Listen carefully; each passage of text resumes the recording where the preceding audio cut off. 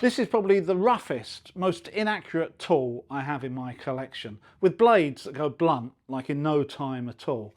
However, because it cuts in a way that no other power tool does, it can really get you out of a tight situation and become a bit of a lifesaver. So today I'm going to show you everything you need to know about the oscillating multi-tool, why you should consider adding one to your collection, and if you've already got one and use one regularly, how to make cleaner, straighter cuts, and how to resharpen blades so you don't need to keep buying them.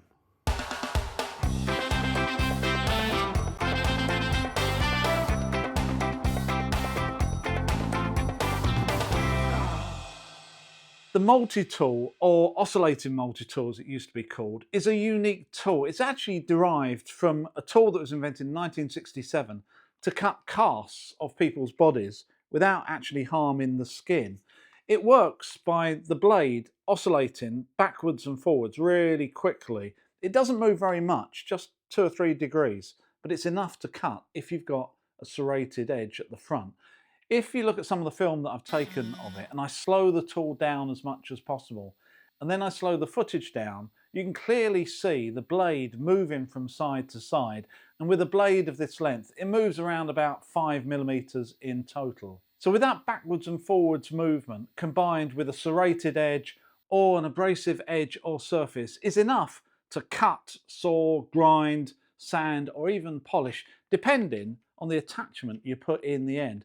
It's an absolutely unique tool because it doesn't need rotation to cut like a circular saw, and it doesn't need to penetrate the material like a jigsaw to cut, so you can do things with it you can't with the other tools. Now when it comes to attachments, there's a whole plethora in different shapes and sizes, but the main ones for us DIYers I've got a selection of here. Now the most common ones are generally the straight ones that come in different types. We'll come back to those in a minute. But you can also get things like scrapers where it's just a completely flat edge, or rounded cutters as well. These are good for plasterboard, going through plasterboard and keeping a nice straight line. You can also get attachments that have got little bits of carbide stuck onto them. So a head like this is essentially, well, I would call it maybe a sanding head, but it's going to be a lot more aggressive than sanding. So if you need to wear material away, whatever that material may be, something like this is really going to cut into it quite aggressively. You can also get rounded heads with the same carbide around the edge. Now something like this is really good at removing grout between tiles if you need to re-grout something. You can also get sanding heads that are designed to sand wood just like a normal sander and use a Velcro system to put the different pads on the sanding head. And these come in different grit sizes as well. This is 120, there's one there for 60 as well, all different types, just like your standard sander. However, I would suggest if you're actually looking for something to sand as a woodwork, I wouldn't necessarily suggest this machine. Definitely look at the random orbital sanders first. These are good for sanding into really tight corners where you can't get a standard sander. That's the only reason that I would use this, but it's handy to have the head. Right, going back to the straight cutters, which you can get in various different shapes and sizes. They also come in different materials. These silver ones are actually stainless steel. The black tends to be what we call high carbon steel. So these are very, very strong. The same sort of material that you use to make a hacksaw blade. So these ones can potentially cut steel, like nails, and wood as well. So how do we know which one cuts steel and which one cuts wood? Well, on a lot of them, it'll actually have a picture of wood and steel, but it's easy to actually work out which is which because of the size of the tooth. If you look at these, the one that cuts steel is going to look a little bit like a hacksaw blade with lots of little fine teeth, and that will cut through steel and wood. Now the wood one's designed to cut through wood, the teeth are going to be a lot more aggressive and a lot chunkier, and if you try to cut through a nail with something like that, those teeth are going to wear down literally within seconds, although the material is actually the same material. It's high carbon steel. And you can also get blades called bimetal that are actually made out of 2 different types of metal, a cheaper, softer metal that goes onto the machine, and a harder metal that you cut at the front. And you can also get carbide blades, which are really, really hard and hard wearing, but probably cost a lot more as well. Now, a lot of these blades will also come with markings showing the depth of cut.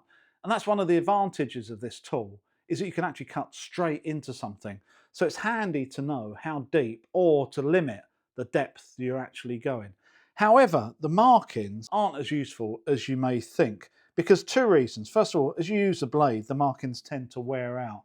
And secondly, when the blade is moving backwards and forwards at 1,000,000 miles an hour, it's very difficult to read all of that. So still, if you want to limit the depth of cut, like I did when I was working in the bathroom not that long ago, I think it's still best to use masking tape wrapped around the blade that you can see really easily. Here I'm cutting into plaster and making sure that I don't go any deeper than the back of the plasterboard, because I don't know what's behind it, like potentially a water pipe. As it was, there was only OSB, but then I had to do the same on the OSB because I didn't know what was behind that. So one thing that this tool can do that others can't is it's got the ability to cut directly into a surface. And that's what makes it unique more than any other saw, which either cuts more than you need, like a circular saw, or has to penetrate through the piece to cut.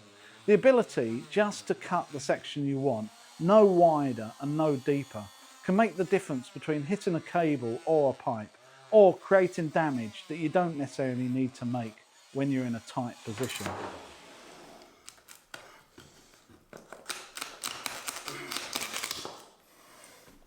You must be joking. So as you can see from these different blades, it's completely possible to cut through steel, a bit like a hacksaw, like I'm doing here through some nails. And although you can use the same blade to cut through wood, it's going to be fairly slow because those teeth are quite small. So if you then change to a wood cutting blade that got bigger teeth, that will speed things up quite dramatically. So let's talk a little bit about the tool itself. Now, obviously these days, a lot of multi-tools will come in a cordless version and they work really well. But if you don't want to spend the money on something like this, you can pick up some really good value generic corded multi-tools that work just as well, other than the fact that you're restricted by the length of the cable. I'll put an Amazon link in the description for all of these, including my Amazon storefront, where you'll find that you can pick up these with a load of attachments and blades included from £40. So if you want one for your toolbox just in case, I'd highly recommend that before you splash out and get something a little bit more expensive.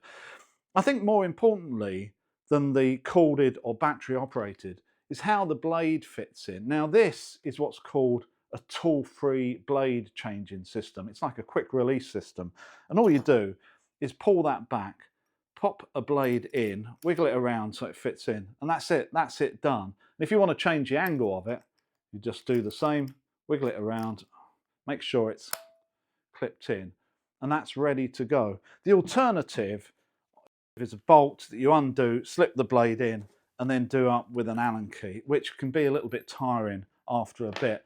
Now, the other thing to be aware of is that blades essentially come in two different types.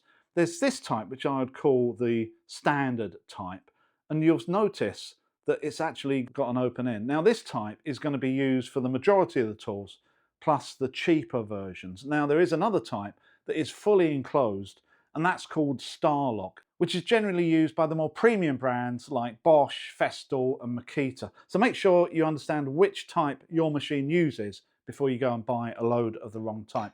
Having said that, with this machine, I did actually get an adapter to use Starlock blades that just screws in the front. But then that means that I'm not actually using the quick release, so I might as well just go and buy the right type of blades. Right, enough about that. Let's get on and do a little bit of cutting.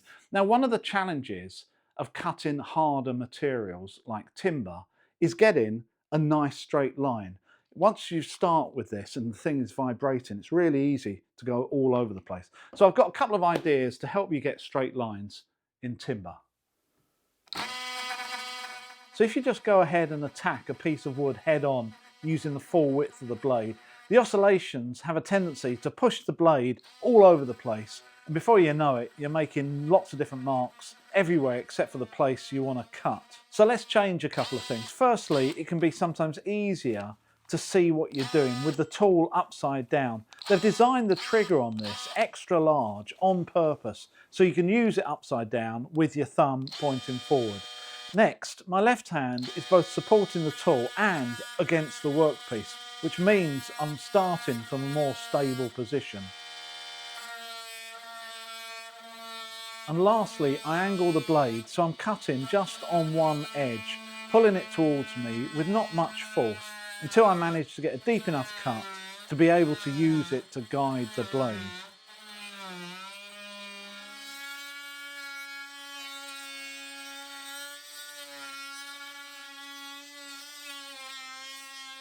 The other way of getting a straight cut with a multi-tool, if you can do it, is to clamp a straight edge to the workpiece, which will help you make the cut both straight and, if you rest your blade on it, perpendicular to the face of the piece, as long as you don't try to push it in too fast, as the blades have got a tendency to bend if you try to push them too hard.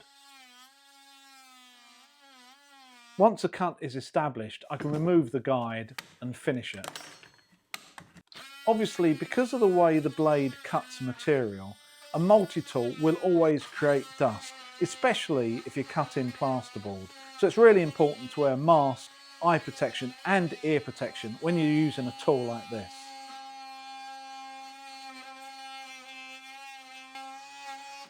There you go.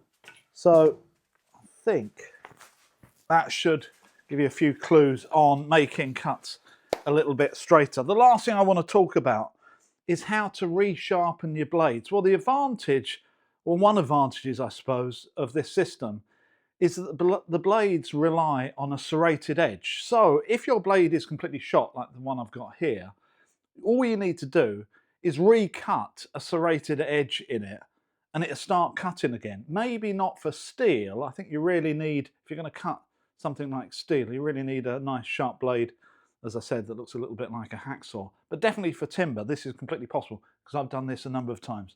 Let me show you on the bench here. So I'm just setting this in the vise nice and tight with about 3 or 4 millimeters protruding. As you can see, the blade is pretty well shot. So there's various different ways of doing this, but essentially what we're going to do is recut a serrated edge, and it doesn't have to be particularly pretty. Now, probably the cheapest way of doing that is with a needle file, because they only cost a couple of pounds. You could potentially also use a Dremel if you've got the right attachment. My weapon of choice today is going to be my angle grinder with quite a thin blade, but there's various different ways of doing it, and it doesn't have to be too precise. So let's recut this serration. I first remove what's left of the old teeth and get down to roughly a flat face, and then I vertically cut a number of notches, each a few millimeters apart along the blade.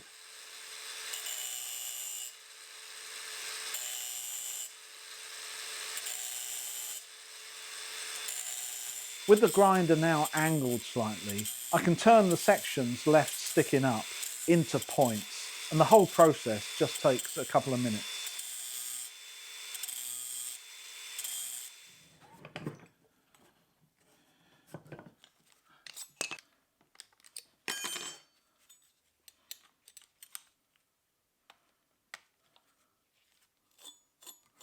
Doing it this way probably doesn't give you as good a blade as one brand new from the shop, but it works, especially for plasterboard and timber, and it can save you having to stop work in the middle of a project just to go out and buy some more blades.